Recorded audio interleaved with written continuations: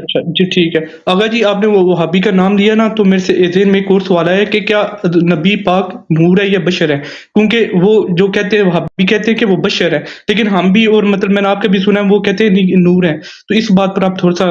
مجھے تھوڑا-سا اضافہ تو مزید میں کر ان کے انسان ہونے میں کوئی شک تو نہیں ہے نا، نبی صلی اللہ علیہ وسلم انسان ہے، لیکن دیکھیں وہ اللہ تعالیٰ نے ان کو اپنے نور سے خلق کیا ہے، اس سے پہلے کہ وہ اس بدن میں آ جائیں، ٹھیک ہے نا، اللہ تعالیٰ نے نور کو اپنے نور سے خلق کیا تھا، پھر اللہ تعالیٰ نے اس نور کو آدم علیہ السلام کے صلب میں رکھا ہے، پھر وہ ارحام سے اور اسلاب سے اپنے ماں باپ، ان کے جتنے ماں باپ ہیں آدم علیہ السلام تک، آبا اجداد تک، وہ سب مومن اولیاء اللہ تھے، منتقل ہو کر وہ حضرت عبداللہ علیہ السلام کے صلب سے اور حضرت آمنہ علیہ السلام کے بطن مبارک سے اللہ تعالیٰ نے ان کو بشر بنایا ہے، بشر بنایا، انسان بنایا اور بھیجا۔ وہ سوتے تھے، وہ کھانا کھاتے تھے، وہ چلتے تھے، وہ پھرتے تھے،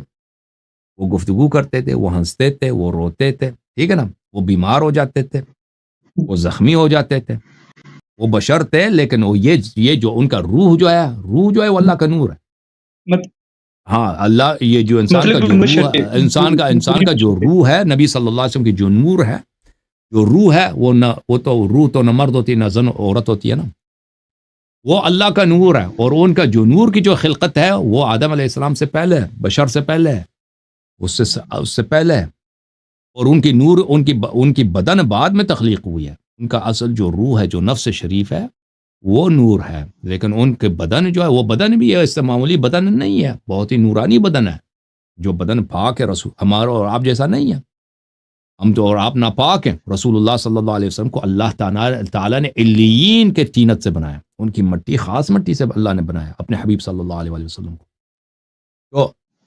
کیا وہ انسان تھے؟ جی ہم بالکل انسان تھے، وہ خود کہتے ہیں کہ میں آدم کا بیٹا ہوں، میں ابراہیم کا بیٹا ہوں، میں حضرت عبداللہ علیہ السلام کا بیٹا ہوں، وہ بالکل قریشی تھے، عربی تھے، ہاشمی تھے، مکی تھے، بالکل، جی سر۔